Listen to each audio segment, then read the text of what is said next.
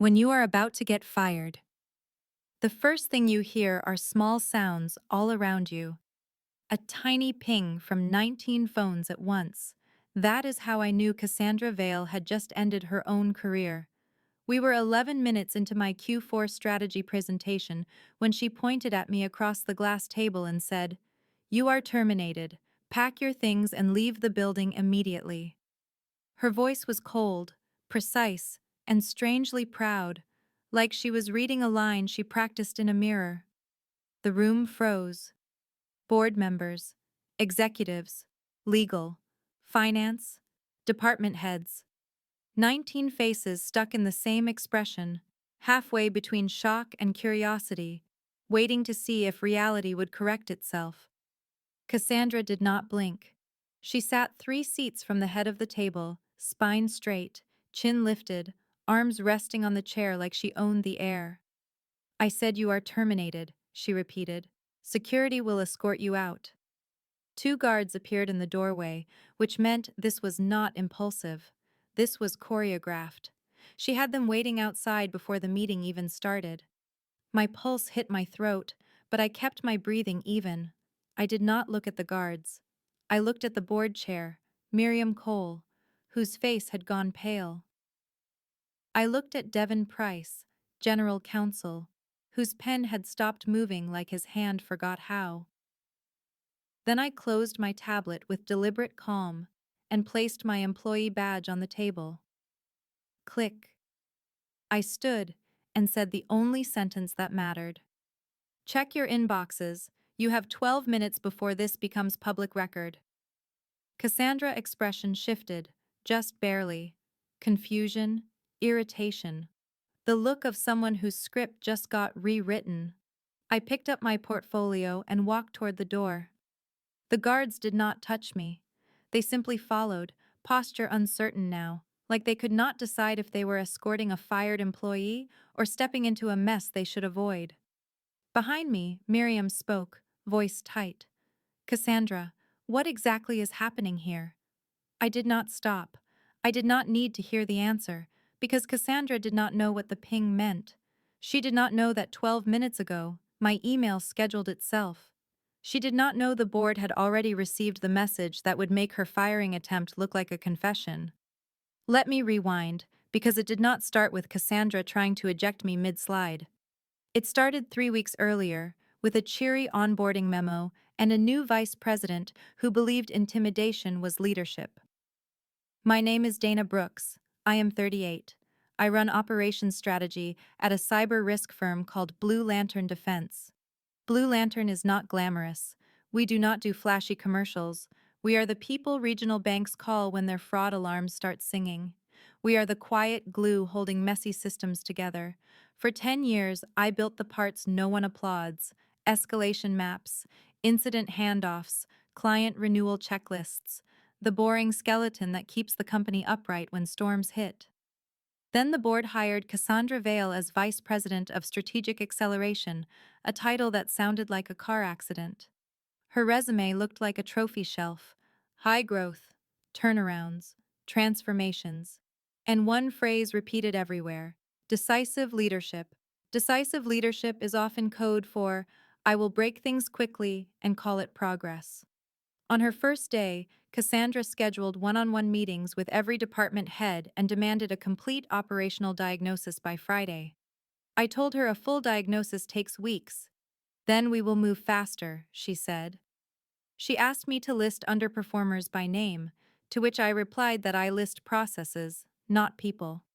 She smiled like she had never heard that kind of answer before. On week 2, she pushed a change that bypassed our client escalation policy.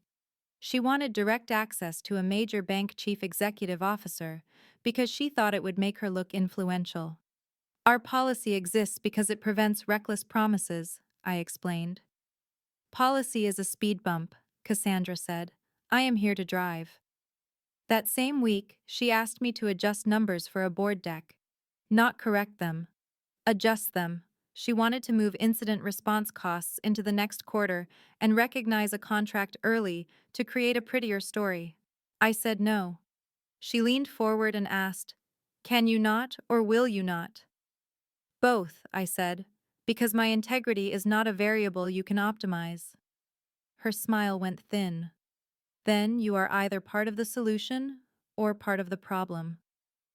That night I started documenting everything: emails, requests, calendar invites, meeting notes, timestamps, not out of revenge, but out of survival. When someone treats rules like suggestions, the next rule they break is usually your job.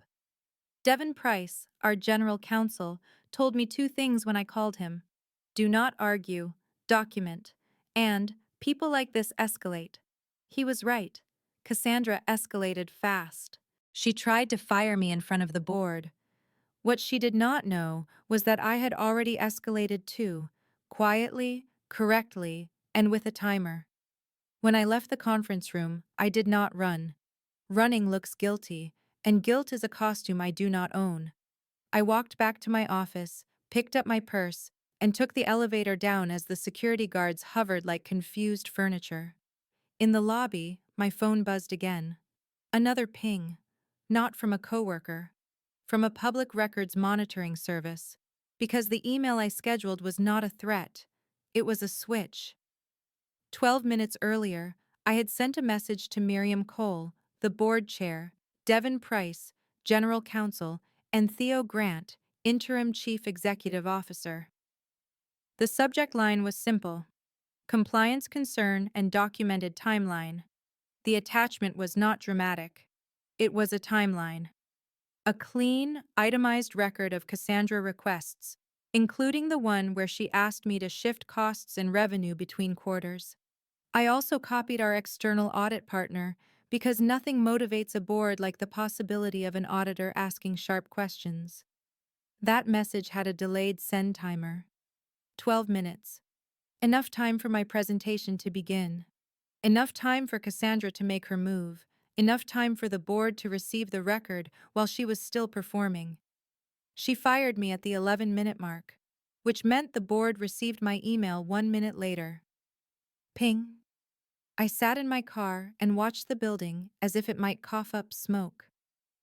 At 9:27 a.m., my phone rang. Unknown number. It was Miriam. "Dana," she said, voice low. "Where are you?" "In my car," I said. "Cassandra terminated me in the boardroom." "We saw," Miriam said, "and we received your email." "Good," I replied. "Dana, Devin wants you to return to the building. Do not go to your desk. Go directly to conference room B." I did not ask why. I already knew. When I walked back into the building, the guards did not stop me. They looked relieved to see me, which was not a great sign for Cassandra future. Conference room B was smaller, quieter, and smelled like stale coffee and urgent decisions. Inside, Miriam sat with Devin Price and Theo Grant. Theo looked tired in the way leaders look when they realize they hired a problem in a nice suit. "Dana," Theo said, "thank you for coming back." I sat down. I kept my hands flat on the table so no one could see they were shaking. Devin slid a folder toward me. "We need you to confirm the accuracy of your documentation." "It is accurate," I said. "Every email, every calendar invite, every message was pulled from the company server. The meeting notes are time-stamped and written immediately after each conversation." Theo exhaled slowly. "Cassandra is claiming you were insubordinate and disruptive." I smiled once, humorless. "By refusing to cook numbers." Miriam leaned in. "Did she ask you to move incident response costs into Q1 and pull the Weldon contract into Q4? "Yes," I said. Devin asked, "Did she use the phrase optimize presentation?" "Yes," I said. "She also said policy is a speed bump and that she is here to drive." Theo rubbed his forehead. "That is very on brand for her." Miriam looked at Devin. "What is our exposure?" Devin did not blink. "If she pressured internal staff to misrepresent financials, our exposure is severe. Securities risk if investors rely on it. Audit risk, reputation risk, and retaliation risk if she fired Dana as a response to refusal." Miriam nodded once. Then this is not a discussion. This is an emergency. A knock sounded at the door. Devon stood. Stay here, he told me. He opened the door and stepped out. I could hear voices, sharp and clipped. Then Theo's phone buzzed. He glanced at it and winced. External auditor is asking for a call, he said quietly. Miriam closed her eyes for 1 second. Of course they are. Minutes passed. 10, 15. Then the door opened again. Devon returned, expression controlled. Dana, he said, you are not terminated. I let the breath out slowly. Cassandra has been placed on immediate administrative leave pending investigation, Devon continued. Her access has been suspended. Security is escorting her out of the building. Theo looked at me. She attempted to fire you in front of the board, Theo said. That is not leadership. That is a liability event. Miriam reached into her folder. Dana, the board wants you to finish your presentation. Not for Cassandra. For us. My mouth went dry. Right now. Right now? Miriam said. Because we need to show the room that this company is not run by tantrums and threats. I stood. My legs felt strange, like they belonged to someone else. When I walked back into the main conference room, Cassandra was not there. Her chair sat empty, like it had never been occupied by arrogance. The board watched me enter. The guards stood at the wall, now facing the door like they expected someone else to be escorted. Miriam cleared her throat. Donna, please proceed. I opened my tablet. Slide 1. And somewhere in the hallway, Cassandra Vale was learning the difference between decisiveness and disaster. I restarted my presentation at the exact slide Cassandra interrupted, which felt like picking up a dropped glass without cutting my hand. Q4 strategy, risk reduction, client retention, incident response automation.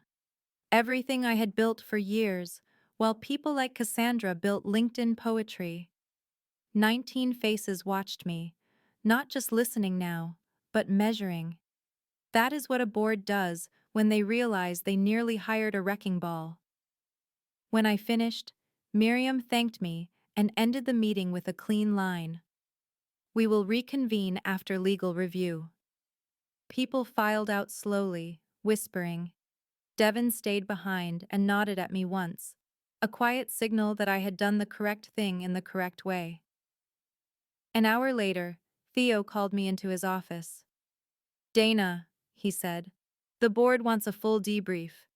I handed him a folder. Not dramatic, I said, just organized. Theo flipped through it, eyebrows rising with each tab. Email requesting operational assessment before start date. Meeting notes about eliminating roles without review. Request to bypass client escalation policy. Request to move costs and revenue between quarters. Email removing me from board materials pending performance review. Theo looked up. She did all of this in 3 weeks. Yes, I said. Cassandra moved like a person who believed rules were for other people. Theo exhaled. And she tried to fire you mid-slide. Because she thought intimidation would scare me into silence, I said. She was wrong about my personality, and even more wrong about Devon Price. Theo almost smiled. Devon hates being surprised. Devon walked in at that moment, like he heard his name. We have a problem, Devon said, not looking amused. Theo straightened. What now? Devon placed a printout on the desk. Cassandra submitted a restructuring plan to HR last night. It includes terminating 5 senior analysts and dissolving Dana role. Theo stared. She planned this before the board meeting. Yes, Devon said. And she sent it to HR as ready to execute. No board approval, no process review, no legal review. Theo looked at me. She was not trying to transform us. She was trying to replace us. I nodded. She wants people who say yes. Devon pointed at the printout. HR flagged it as unusual and forwarded it to me this morning. That is fortunate. Because if HR had processed this without review, It would have become very expensive. Theo leaned back. What is the board doing now? Devon answered. External counsel is being retained. Cassandra will be interviewed today. So will Dana. So will anyone she pressured about numbers. Theo sighed. This is going to be public, is it not? Devon shrugged. Possibly. But it would have been worse if we let it continue. That afternoon, I sat with an external investigator named Jenna Hale, which was an amusing coincidence, and answered questions for 2 hours. Did Cassandra ask you to shift costs? Yes. Did Cassandra threaten your role if you refused? Yes. Did Cassandra suggest policy flexibility? Yes. Did Cassandra instruct you to keep discussions off email? Yes, I said, and that was when the investigator eyebrows rose. Keep discussions off email is the phrase people use when they want to commit crimes privately. By 4:30 p.m., the rumor engine was loud enough to power the building. People walked past my door too slowly. Messages popped up on chat. Are you okay? Did she really fire you? What is happening? I responded to none of it. Not because I was afraid, but because I had learned something important. When you speak too early, you speak without structure. When you wait, you speak with evidence. At 5:12 p.m., my phone buzzed. A message from Lydia Sato, my senior analyst. She called me into her office yesterday, Lydia wrote. She asked me to document your mistakes and report back. I stared at the screen. Then I typed, "Did you?" No, Lydia replied. I told her I do not spy. She said I lacked ambition. I felt something warm hit my chest. Not pride, something closer to gratitude. Thank you, I typed. Keep any messages, screenshots, everything. Already done, Lydia replied. That is how you build a shield, not alone, but together, quietly. At 6 p.m., Devon emailed the leadership team. Cassandra Vale employment has been terminated for cause effective immediately. Access revoked. Investigation continues. No fireworks, no dramatic announcement. Just a sentence that ended a career that began with a power play. I leaned back in my chair and let myself laugh once, softly, because the revenge was not yelling, the revenge was documentation. The following Monday, the office felt like a house after a storm. Still standing, but everyone kept checking the roof. Theo called an all-hands meeting for the leadership team. Not to inspire, to stabilize. We will not pretend last week was normal, he said. We made an error in judgment during hiring. We are correcting it. We are also strengthening whistleblower protections and executive oversight immediately. People nodded, some relieved, some embarrassed, some still angry. After the meeting, Theo asked me to stay. Dana, he said, the board wants to discuss your future. My stomach tightened. I had survived, but survival is not the same as safety. He handed me a sealed letter. Offer. Vice President of Operations Strategy, salary increase, expanded authority, direct line to the board chair. I read it twice. They want to promote me, I said. They want someone who will not flinch when ethics are tested, Theo replied. Also, they want someone who actually understands how this company works. I set the letter down. I did not do this to get promoted. I know, Theo said. That is why it matters. Devon entered quietly and sat in the chair across from me. Before you accept anything, Devon said, there is information you should know. Theo frowned. What now? Devon opened a file. The investigation uncovered inconsistencies in Cassandra hiring packet. 2 references were paid consultants. 1 previous employer would not confirm title. She exaggerated a turnaround that actually ended in division sale after layoffs. Theo stared. She sold a narrative. Devon nodded. And she tried to make this company match her narrative by force. I exhaled. What happens now? Devon tapped the folder. The board will issue a statement about strengthened oversight. Internally, we are conducting a full review of any decisions Cassandra made or attempted to make. Also, Dana, you were not her only target. Lydia told me she asked her to spy on me, I said. Devin nodded. We have similar reports. Cassandra asked 3 managers to document mistakes by senior staff she saw as obstacles. She was building a purge list. Theo clenched his jaw. She was here 3 weeks. Some people move fast, Devin said, especially when they think they are untouchable. Theo looked at me.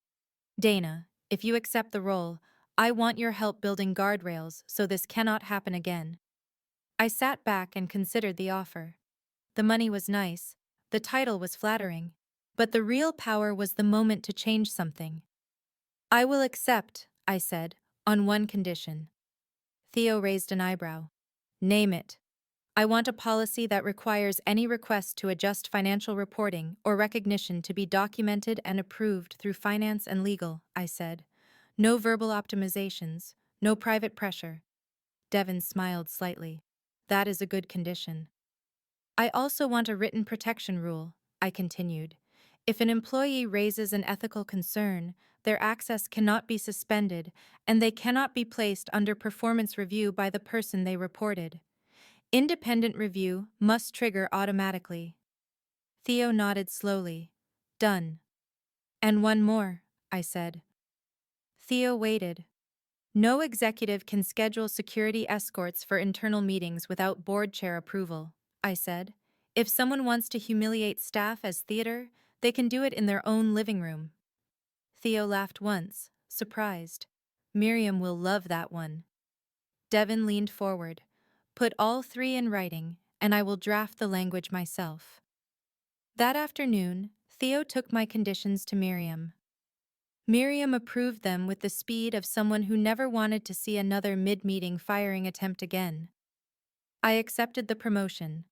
The next weeks were busy. I met with teams, listened to what Cassandra Chaos had done to morale, and rebuilt trust with small actions. Clear processes, calm communication, transparent decision paths. 6 weeks later, Blue Lantern hit every target we set. Client retention rose, incident response times improved, employee satisfaction climbed. Miriam asked me to present to the board.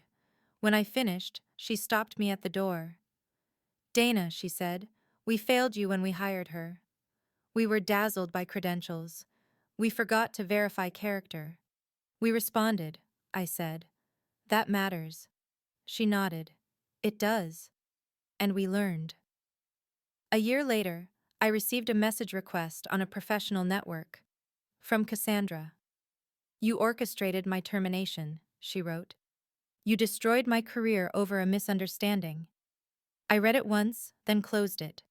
I did not orchestrate anything. I documented what she did and gave the board the chance to see it. Cassandra destroyed her own career when she decided ethics were optional and intimidation was a business tool.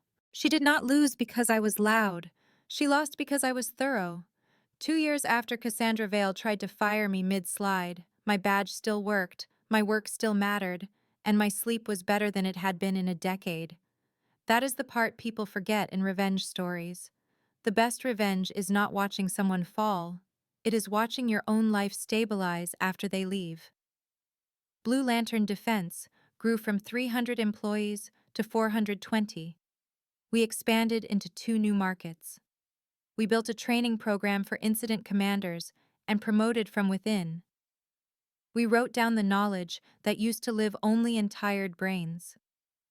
I insisted on one rule: no single point of fear.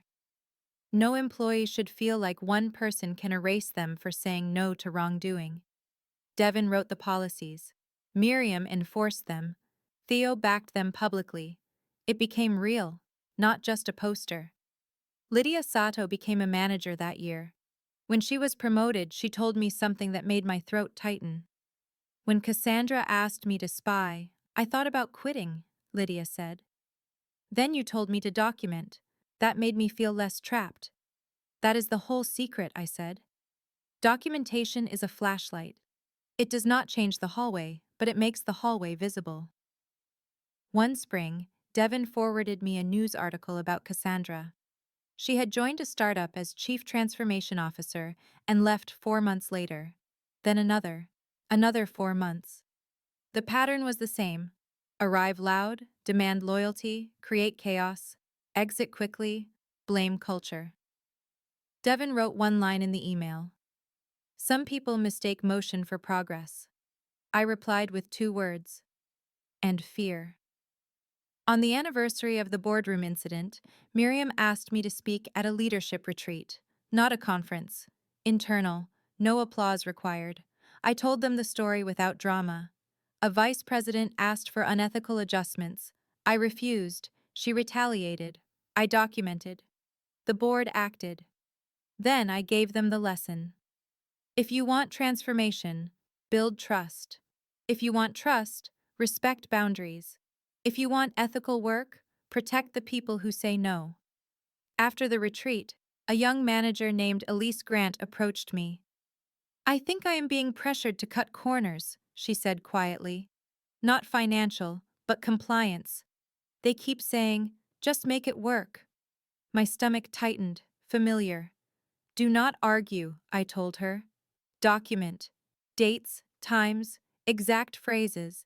Email follow-ups. If they avoid email, write your own notes immediately after. Then bring it to legal through the ethics channel. Elise nodded. Thank you. A month later, Devon told me Elise's report prevented a small compliance violation from becoming a large regulatory issue. Quiet rescue, no applause, just prevention. That is what competence looks like. It does not sparkle, it holds. One afternoon, Miriam stopped by my office, which still felt strange because board chairs do not usually walk hallways like normal humans. Dana, she said, do you ever regret sending that email? No, I said, even though it was risky. Especially because it was risky, I said. If I had stayed quiet, I would have taught Cassandra and anyone like her that intimidation works. Miriam nodded. And instead, I taught them that evidence is heavier than ego, I said. She smiled. That sentence should be on a poster. No, I said, posters do not enforce themselves. Miriam laughed, then grew serious. You know what the board remembers most from that day? The firing attempt, I guessed. No, Miriam said. The way you placed your badge on the table and told us to check our inboxes. You did not plead. You did not panic. You did not negotiate your integrity. You simply turned on the light. I leaned back. It was not bravery, I said. It was preparation. Preparation is bravery with paperwork, Miriam said. She left, and I returned to my work. Because the real ending is not Cassandra being escorted out. The real ending is the company becoming harder to hijack. And the quiet woman who took notes is still in the room, still building systems, still doing the unglamorous work that keeps everything running. Cassandra had confidence and credentials. I had competence and character, and in the long run, those are the only two that matter.